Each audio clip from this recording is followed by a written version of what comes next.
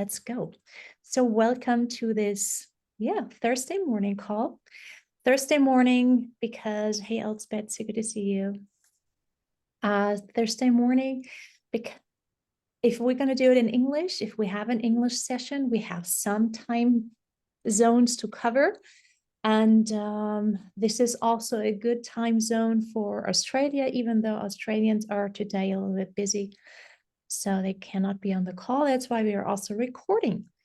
So I have on my side beautiful Dr. Anne, and it is such a pleasure to go together on this journey. And today I would love to, so as I said, I really want to keep it to an hour. We have to make a hard cut here shortly before 11. It is about, the topic today was chosen, Parkinson. Is this like the real pandemic? And by going into the subject of Parkinson, I think this is it combines a lot of things, not just Parkinson, because it just is a representative for a lot of other things. So what I was really focusing on was to get a little bit of more, to create, what is the English word for it? Combinations and Anne, you are also focusing on, especially Parkinson, on just you share voice. The chronic inflammation that's causing all these modern diseases. Yes. All right. I did have prepared some slides, and I want to open these slides in a little while. I just don't want to focus on them the entire time, but there are some things I would love to share with you. Okay. As I mentioned, so, and is it okay? I'll just go a little bit hard. We just got to go a little bit more on the journey of discovery. So Dr. Anne, as I mentioned, you're going to provide your expertise, especially as a medical doctor who has been in the field for more than 20 years. And you see the planet of health and well-being from a real holistic approach, and you support your patients from this greater setting. So that's why it's so good to have you here on board. But as I mentioned, I would like to invite everyone here on this call to really join us on a journey of discovery. So the title of the webinar was deliberately chosen to be a little bit provocative by intention. Is Parkinson's the true pandemic? And let's dive a little bit deeper and explore. So we will really put a wider and more differentiated perspective on this topic, and to provide real evidence that is not just about Parkinson itself, but of course, we will also talk about what Parkinson really are the characteristics, but that this is a topic of toxins as well. And so maybe we create a little bit shift in the perspectives.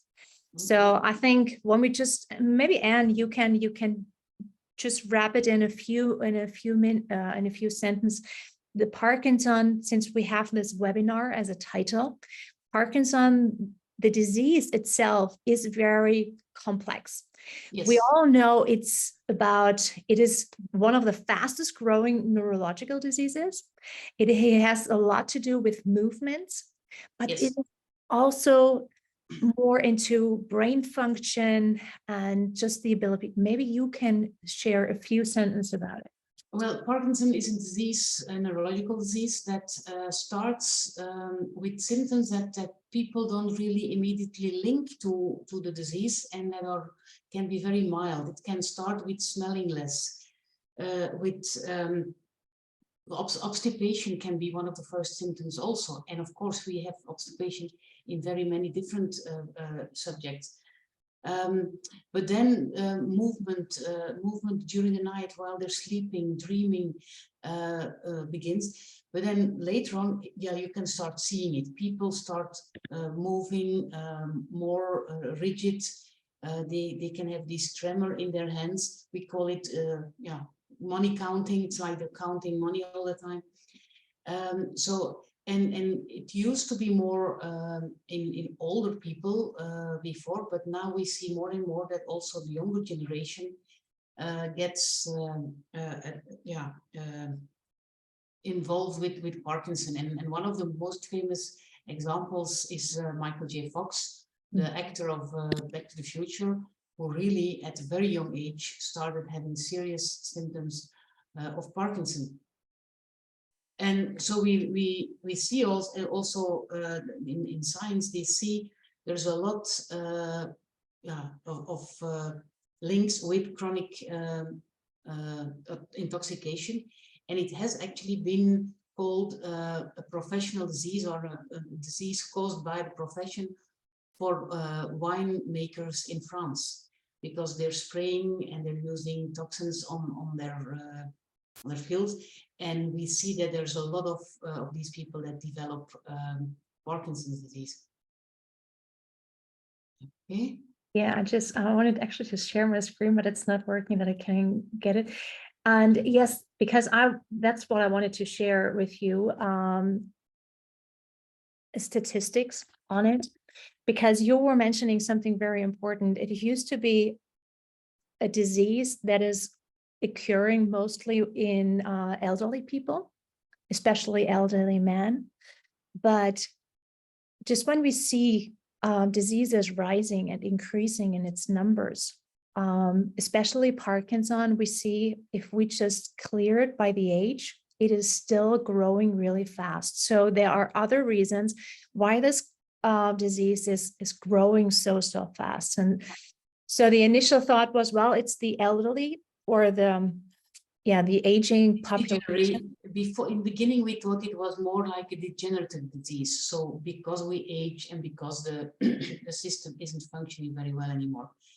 But now we know that it's more than, and in the Netherlands, you have Professor Bloem, who's a world recognized specialist in Parkinson's disease, who's conducting now a very big study on lifestyle effects on the disease, because we also see that the medication that we have for the moment doesn't always work. For some people it works perfect, and for others it doesn't do much. What's the difference?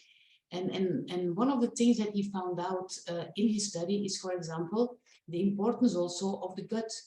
The gut lining, the gut function has an important effect on the development of the disease. They're still trying to find out all the details of it.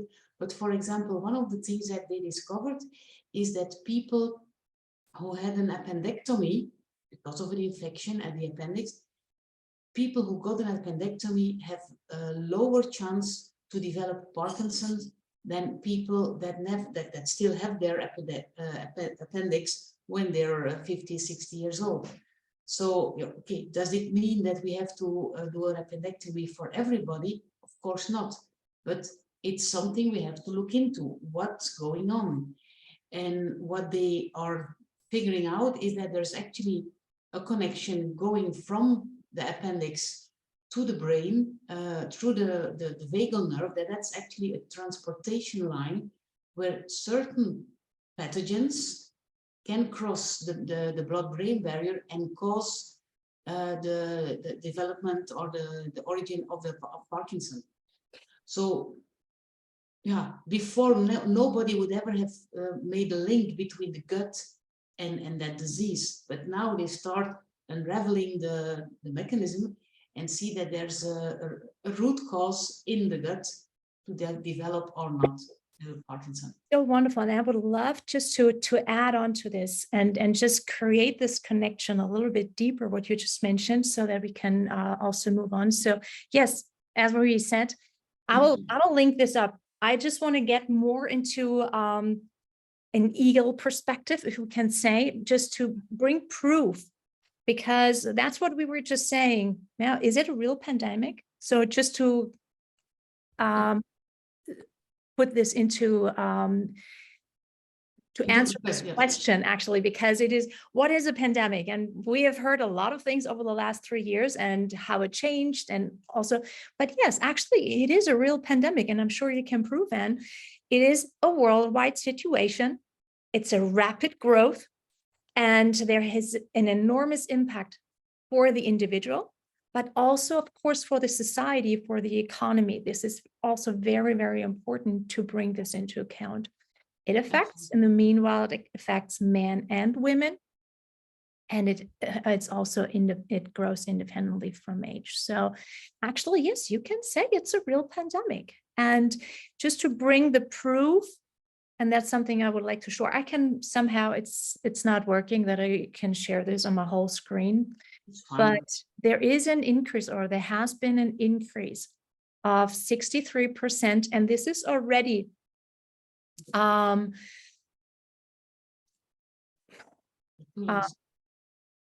it's, if you, and when I was saying, and now I'm missing the English word, that's why I'm stuck. That's why I'm a little bit stuck, because when I was saying it is the root cause could be age, but this factor is already pulled out. So this is our numbers that are really saying, well, it's still growing. It is not because of the aging population. And that's why we actually get here.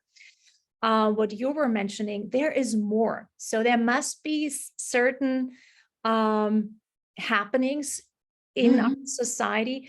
And the interesting part is the industrialization. So yes, toxins, because it was in 1817 when Mr. Parkinson, that's how he was actually named. He actually was talking about Parkinson and the symptoms for the first time. And it was right around the time where the industrialization happened in Europe. Today, we see a huge increase in Parkinson's disease in China. And China is actually right now in the phase when in the past 10 years is in the phase of industrialization. So this is also a very important information. Yes. And the next one, and now I'm actually getting to the gut lining. I would just create a little bit more of a detour on what you said to bring some proof into it. It's the change in food production. It is the change in agriculture. So, and which brings more toxins into the world. So yes, we can see this as handmade or man-made actually. And also to bridge the gap, it is not just about Parkinson. Even when we titled the webinar today for Parkinson, to just give you a little bit more of an input, this is when you look here, in the 90s, beginning of the 21st centuries, there is an increase of all different kinds of diseases happening at the same, pretty much at the same time. We have Parkinson, we have Alzheimer's, we have autoimmune diseases like thyroid diseases, Hashimoto, MS, Crohn's disease. So yes, there is a reason for this. And oftentimes we just can connect the data.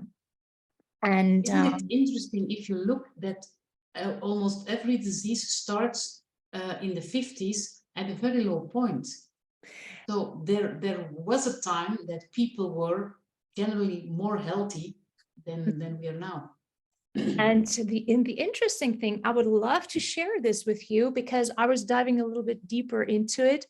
And when we just look in the 20s, 1920s, for example, a little bit earlier, we actually changed the habit of treating our soil. So actually now we bridge the connections. We were talking about the soil last time, but there was a change in agriculture, the way we actually treated, or we have done like the wheat, from stone grinding to metal grinding. So that's actually also how the nutrition changed in our food that we have. So that is like one reason what we see, but also from cover crops, or the way we actually, or the way people treated the soil with tilling and all of this. This happened. It all started after the war. Now it started already before. I would love to. Already before. It is, or it happened before, because what we had in the 20s, in the 1920s, of course, it was more in the US, and then it swept over to Europe. It was the big dust bowl. The big dust bowl was in the 1920s, where actually the soil was dead, and the dead soil, it came up, and it destroyed the farming, it destroyed the land and the agriculture of a lot of people. So it was the beginning of being dependent on food imports. So people were depending, so it needed to be outside. And then there was something, of course, the Second World War. The Second World War was totally different, because the petrol industry, that grew. And because we had all the tanks, we had the jeeps, we had the airplanes, and all this mechanical war machines. And after the World War, the petrol industry actually came to a standstill. But now they had all the petrol, and they discovered that the nitrogen and the phosphorus could use for the fields as a herbicide. Yeah. And that's where actually, so, okay, we don't have to go back to good farming, to the natural laws. We just can spray and bring a lot of pesticides, and which made the plants grow green. But what was missing were the nutrients. What was missing was the immune system. The natural plant medicine was missing. So actually a vicious cycle that just started. And now they also needed medicine, herbicides, pesticides, because bugs, they actually were very aggressive now to the plants to survive. So that was like a vicious circle that started. And that started in the 50s, in the 60s. It was the Green Revolution, and the Green Revolution was not more than just, okay, we spray, and it is a vicious cycle for plants, and it's the same in people. If we don't have the right medicine, the natural medicine, our immune system is getting destroyed. And one aspect I would love to pinpoint on what you just said, the gut lining. That's what actually came to it, was the glyphosate. Yes, we grew glyphosate in this phase. And what is they were saying, and I'm sure you can prove, glyphosate does not harm people.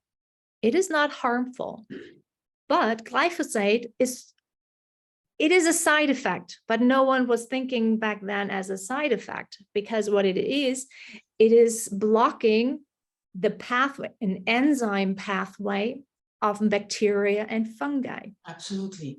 And it's called the shikimate pathway. So, but what we also know, we need some fungi, we need maybe not parasites, but bacteria, because they actually produce amino acids, which are important to produce proteins.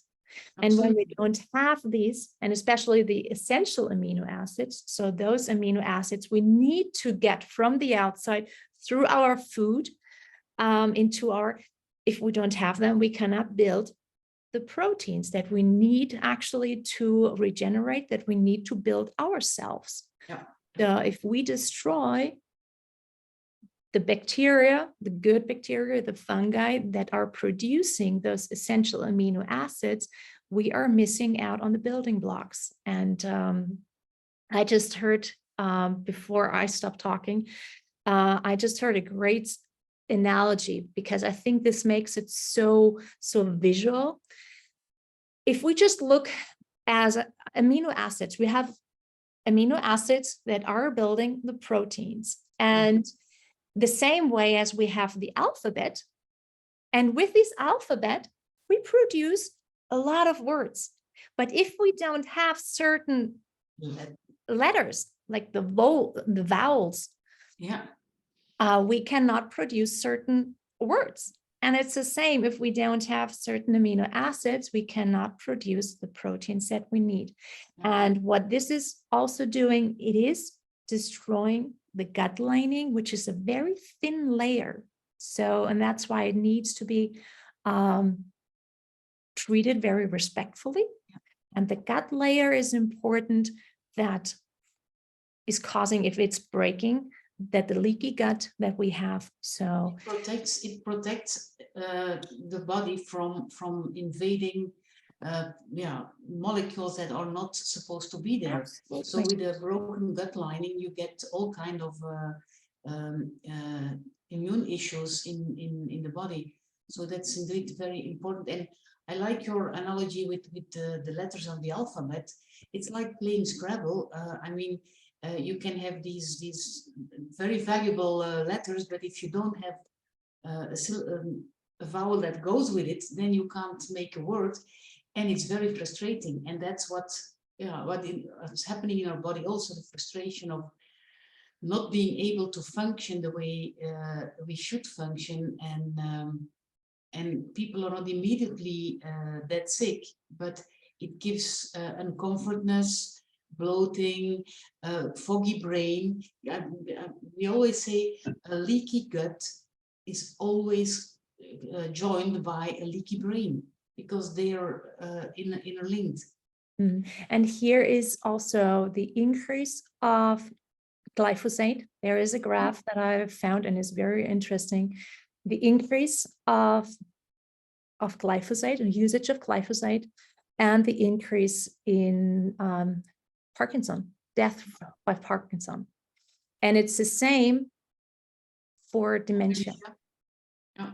And it's the same for diabetics, for example. So, and here we also have autism. So there is a link to it. And when we have these leaky sieves, because that's what glyphosate, for example, is doing, we are leaky sieves, and a lot of toxins get back into, there are different reasons. And the detoxificational processes do not work as well, especially from the neurological detoxification. And here we are with root. All kind of neurological problems. And the crazy thing is that, in Europe, there's farmers are allowed to use it until the end of this year. You don't hear anything about it, whether they will prolong it or not. It's very silent. It's only a few months left. So, of course, the companies are already working hard to make this permission lasting, but the public doesn't realize what this is doing to their system. We actually should shout out to everybody, like these graphs, Stephanie, that you just showed. We should show them all the time to everybody, that people realize what glyphosate is doing, that we are capable of making people aware of the problem, that we can make our politicians aware. We don't want this product anymore.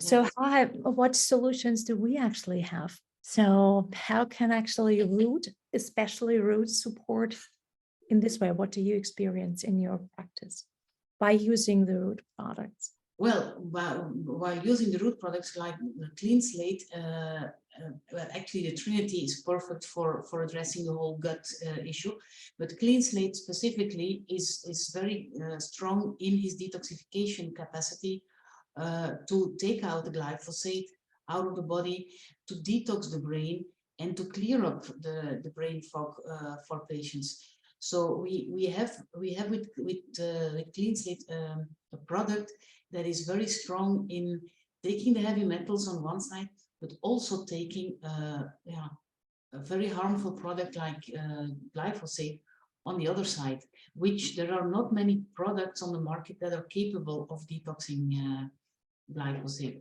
That's also what makes it so dangerous. It's adding up and adding up and adding up, and nothing takes it away. That's why I always say to people, take it twice a day and keep doing it like you're you'll keep brushing your teeth, because that's what your body needs. It needs to get rid of the glyphosate, the heavy metals, the toxins, the mold spores, name it. We have to take them out because they get in all the time. I mean, yeah, I'm talking now mold spores. Also, how many people are aware that coffee is a a product that brings a lot of mold into our system. Chocolate brings it in. We are not aware because we don't see it, we don't taste it, and then we think it's not in there. But these are such tiny but very dangerous toxins that come to the body. That's why we are seriously waiting for the exotic Guatemalan rum roast. So, but very important aspect of Parkinson's. So just gap the bridge again is the dopamine producing cells, because that is the issue. That is, I think, the most common issue when it comes to Parkinson, that the dopamine producing cells are not producing dopamine. And a lot of dopamine, or most of the dopamine, is produced in the gut. But there's also, and maybe I heard this analogy because I was diving a little bit deeper. You had this already during your studies.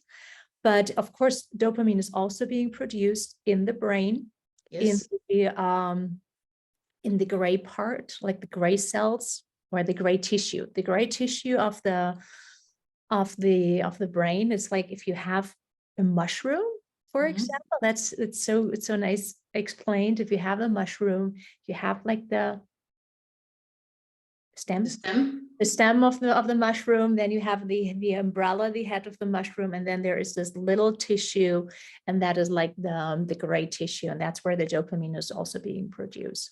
So if the gut lining or the gut is not in alignment, of course, not enough dopamine can be produced. And we have a leaky gut. We know this is not affecting, and this is just my personal view on it. That's why it's not just related to age, I would say, because it's so depending also on the gut.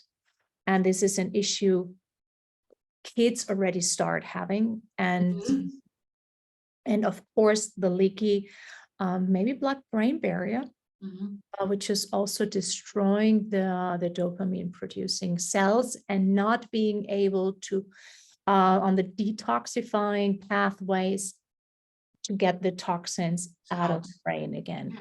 Yeah, it's a combination of the toxicity that's causing inflammation, that's blocking the cells of doing their normal function, and then the function that is not good, and we don't produce dopamine anymore on both ends of the system, and not in the brain and not in the intestinal lining.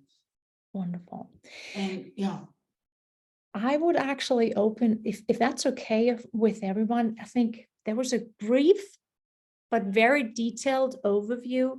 But if there were questions left, or just, I would love to just open up this this circle for questions, for experiences, for thoughts, for discussions.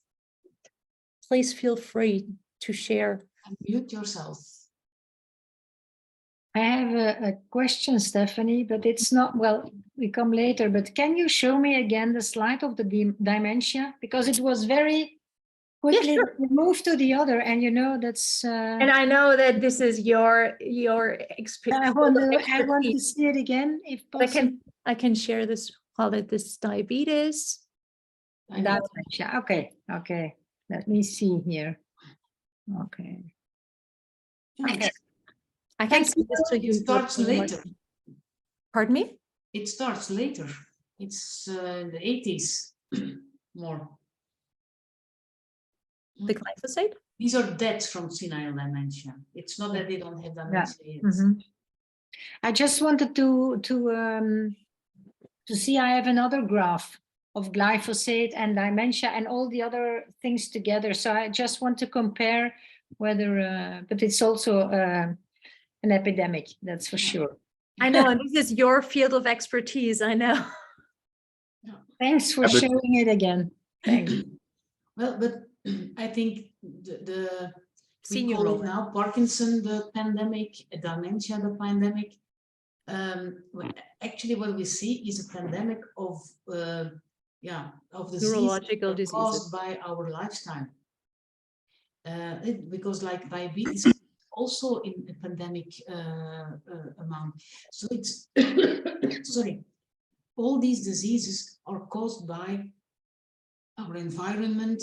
These are all environmental diseases that in the 20s people didn't have this problem.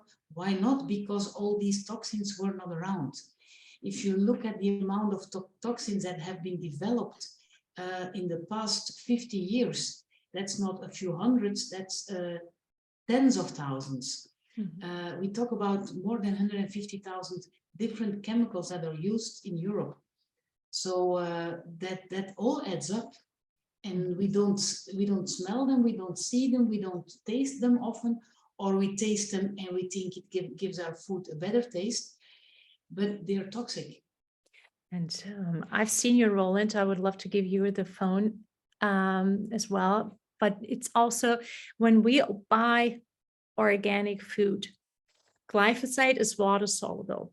That means it goes into the water system, it goes into the rivers, it goes into the lakes, it evaporates, so then it rains down. So, and it, even though it's not sprayed with heavy metals and toxins, it's been rained on it. And this is also something we need to be aware. And it's, yeah, the natural medicine that a fruit actually had, that a plant has, that is gone as well. Yeah. Roland.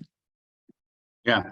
Okay. Thanks. Yeah. Oh, now the graph is gone, but I think this now, because I think this graph. By the way, good morning all. By the way, this graph is showing so good about life changes, because it is the glyphosate used on and in the 80s we started to use more soy milk. Soy products, soya milk, soya, I don't know what, Yogurt. and whatever, and we put it in our that.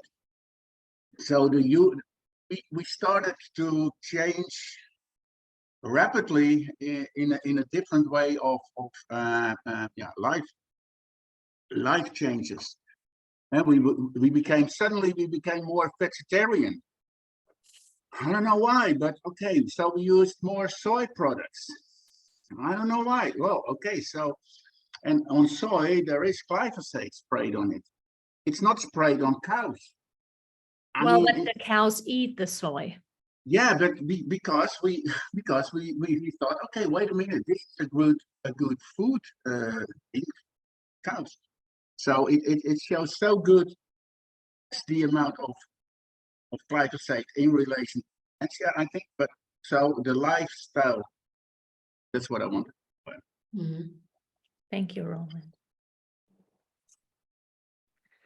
I was once, if I may, I'm totally agree with this, that toxins is the main issue, but I once was at a seminar of orthomolecular therapists and doctors, and there was an orthomolecular doctor who said at that time that you can see also that there is a major impact of, let's say, something terrible that happens in your life around 10 years ago, and you often see that there is something happens, whatever it is, but it shocks you, and that she said, I can nearly put my well, not my watch around it, but if I count in years, that 10 years later, a lot of these people, they start with Parkinson's disease. And I have 3 people in my surroundings that I know very well. One is my best friends, and her mother died of Parkinson's a few years ago. And I asked her, can you remember if 10 years ago, when she first got her diagnosis of Parkinson, can you remember if 10 years ago something well, dramatically happened to her. And she said, yes, I can really put my watch on it. 10 years ago, she had an awful issue with her son, so the grandson of the mom.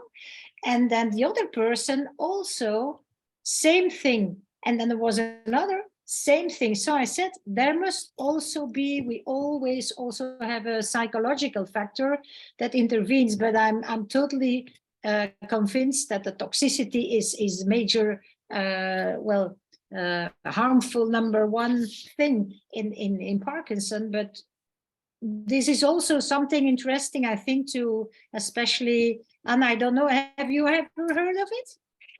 I totally agree with you as well, Martine. I always say there is not one disease that's strictly physical or strictly caused by physical things.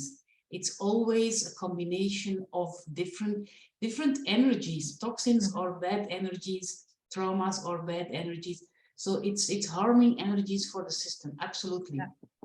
And we see that also with Lyme disease. I mean, you have people that got bitten by a tick in their child years, never had any problems, and then when they're 30, they suddenly, have a traumatic event, and Lyme flares up, and all the Lyme problems come up while they haven't had them for 20 years. It's the emotional trigger that, put the fire on the problem and launched it. That's often, But what is also an emotional impact doing? It is reducing the immune system. absolutely. And it's on the other side, also stress is a very important factor, because stress is producing toxins as well. It is, and which are again producing inflammation, silent inflammation.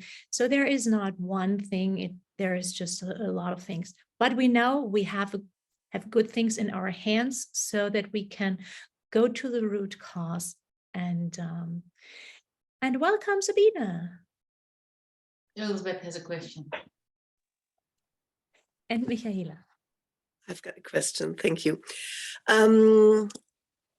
I take Clean Slate more than a year, but I also take some nutritions, like, for example, copper or chrome. Does this work, or better not to take copper or chrome metals? Copper or chrome? Yeah. It's absolutely not a problem to combine it with copper or chrome, and if you've been tested or whatever that you need them, then it's absolutely good to take them. You want. There have been tests done with the clinoptilolite molecule in animals, and they see that the heavy metals are taken out of the body. So, but the minerals were left behind. So it's not taking your minerals away. You can be sure about that. They tested that with animals. Yeah. Okay, thanks a lot. No problem. Elspeth. Did you have a? Hi, everyone. I'd like to put something about the emotions. About this, I'm reading a book from John E. Sarno, and he's a doctor who studied all the suppressed emotions that cause most of all our problems. And I'm reading that for my back problems, and I'm getting really a lot better. But without the clean slate, I've never come to that point. So I think it's such a good combination, because the clean slate cleans you emotionally, helps you, opens up everything, so you can go to that stage with the help of clean slate and the help of Zero In to go through that process. So definite what Martine said, it's something that happens before, but not only with Parkinson, but I've been suffering from back pain since 2000 something, well, no, 1990s. And with the clean slate, with all the other supplements, and then in adjunction, this book that really, shows me how to take them out even better with the help of the clean slate. I think that's the best combination ever. It's just amazing. Absolutely. I wouldn't have been there without the clean slate. Yeah. So yeah. Well, I think if we could get people to realize that detoxification, yeah, taking care of taking out the trash in of their body, combined with mental emotional work, with reflecting, seeing how am I functioning, what am I doing, what's frustrating me, what are people mirroring me, and working with that, yeah, we would have such a healthy population in a very short time. But instead of that, governments have been bringing more burden and more stress on the community by yeah, pushing anxiety, etc., etc. But maybe it's good that they did it in such an aggressive way, and now more and more people become aware, like, okay, I don't want to go into anxiety, I don't want to go into worries, I want to work on myself, take responsibility for my health, and work on yeah, detox on different levels. Yeah. Yeah. Can Mhm. can I add something to it? Because I would like to mention that the breathing is such an important impact on your health and wealth. It's a kind of taking in the power of the universe and bringing out maybe the toxin, the anger, and something else what you really makes you self-contracting. And for that reason, I think what you already said is to look at our health in a way of holistic view. That's very important to take in stuff. I mean, Clean Slate is amazing. It makes me dream better. It makes me feel come to my energy again, and it's absolutely amazing. But I would say the environment, what they do with our earth, it's killing the earth. That's how I feel. What they do with the chemtrails, what they do with the poisoning of our earth through glyphosate, that's unbelievable. But I think we are souls, and our soul is more than our body. So if we nurture our soul, our body will be whole. So I think that's really important, and Clean Slate is supporting that soul. Mm-hmm. So, so I think it's not to make such a cut and feel we are victims, and if we don't do this and this and this, it makes us feel scary and helpless. And also, I think that's so important to nurture our spirit, and Clean Slate helps us to be more whole. And for that reason, you can underestimate the Clean Slate. Mm-hmm. So I think that's my point of view. Mm-hmm. And I really appreciate what you're doing, guys. It's really great. And I found out that Parkinson, it starts very early. So because when you start losing stuff very often out of your hands and you can't really keep it, that's a really early sign of Parkinson also, that I really appreciate what you're doing, I must say. Yeah, thank you. I would like to add something to it. You said with our soul, we are multi-layered, and we've talked about this last week as well. So yes, Clean Slate is supporting our soul, but on different levels, because our body, our physical body, is like the house where the soul lives in, and it feels nurtured, it feels happy when it's clean, because our soul can, that's my perspective, my point of view, we are here to grow. Yeah, that is our soul needs to expand, needs to grow. That's the purpose why we're here. And therefore we also need clean body, that it can actually hold the energy. Yeah. Well, so, and then we become whole. So there are so many different layers and aspects to it.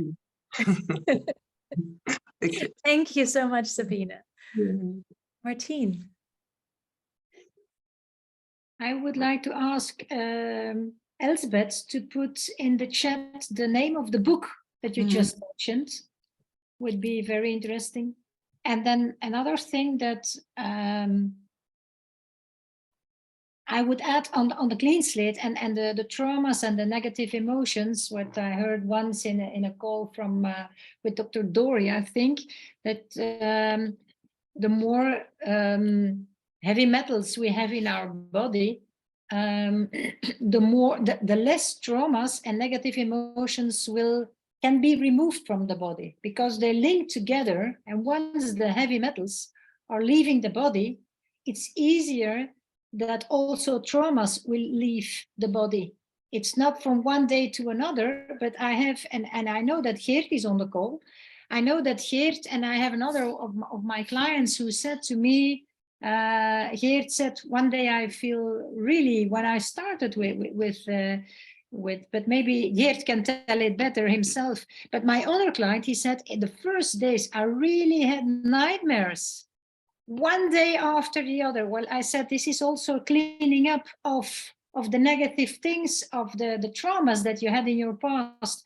So I think this is very interesting also when we talk to therapists or other people who really had a lot of issues. And I think everybody has his backpack, his burden to carry with all negative stuff that we encountered in the past. But I always say this to people also, that it's not only working physically, but it will also help you to get rid of negative stuff and bad emotions and traumas. So that's something I would like to add. And we also have collective traumas in our cells. The cells, the vibration, the frequencies of the traumas, they are in our cells, they are saved in our cells. So we are not just releasing our personal traumas right now, I believe, and now we are going very deep. I believe we also release the collective traumas right now. And I totally, I'm 100% with you. And Clayton or Dr. Dory, they explained it also. Positive, negative. Positive loaded heavy metals, they're linked with negative loaded emotions and traumas. So we can only release those traumas by removing the heavy metals. Absolutely. Yeah. And that's why we see such a good effects on the whole body and the whole in the spirit with clean slate. And why do we see so much happening in Europe? And why is Europe, and especially like the German-speaking countries, but I'm sure Belgium, the Netherlands, it is a huge market for root. Mm-hmm. Here on the European market, there is, or on the European side, it's worldwide, but there is deep trauma loaded. Yeah. Now we go a little bit in the woo-woo space. Sorry? Now we're a little bit more in the woo-woo space. No, not really, because I'm from Germany, and what happens right now with the war in the Ukraine, it's kind of difficult, and there in Germany there comes up a lot of old stuff from the past, you know, and for that reason root goes up. Yeah, it's still a lot of trauma. Mm-hmm. And tears, we experience that a lot when the people say, oh, I cannot, the entire weekend, I couldn't stop crying. Yeah. Has that to do something with it? Yes. Yeah. Mm-hmm. So amazing. Please, Martine. Well, one other thing that might be interesting to when we go to see well, other people, but especially other therapists or doctors, I know that sometimes they're afraid of doing something new, that if you explain what clean slate is, and they say, yeah, but I'm used to work with these and these and these products. And that's Anne who told me. So in fact, I'm quoting Anne on this, but that I always say now, yes, but the products that you're already using, whatever other supplements or whatever other treatment as an osteopath or a craniosacral therapist or whatever, food reflexology, what you do will work better, even much more better when you use Clean Slate. Because sometimes they feel it as a bit of competition. You come here, you present them a new product and they say, okay, but if my patients will be much better, yeah, I will see them less often. You see, it's also a model of income. The doctor who prescribes or who sees his patient every month or every 14 days to give a prescription, once the patient is better, maybe he loses the patient for, well, he doesn't have to go there every 14 days, but maybe every 6 months. So they see it a bit as competition. I always look at the other side and I say, yes, doctor, but now you have a waiting list for 6 months or longer. Shouldn't be, or wouldn't it be better that you have a shorter waiting list that you can heal and help much more people?